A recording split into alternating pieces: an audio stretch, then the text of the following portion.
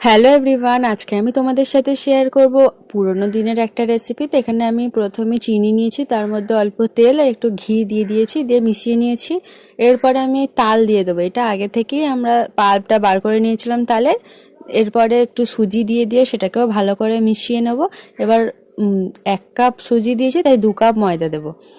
এখানে অল্প অল্প দুধ দিয়ে ভালো করে ব্যাটারটা মেখে নিতে হবে। আর এখানে পরিমাণ মতো একটু নুন আর একটু বেকিং পাউডার দিয়েছি আমি, তোমরা নাও দিতে পারো। আর এখানে আমি কিছু ড্রাই ফ্রুটস কুচি করে নিয়েছি, সেটাও দিয়ে দিলাম। আর এখানে নারকেলের ছাই করে রাখা হয়েছিল, সেটা দিয়ে দিলাম।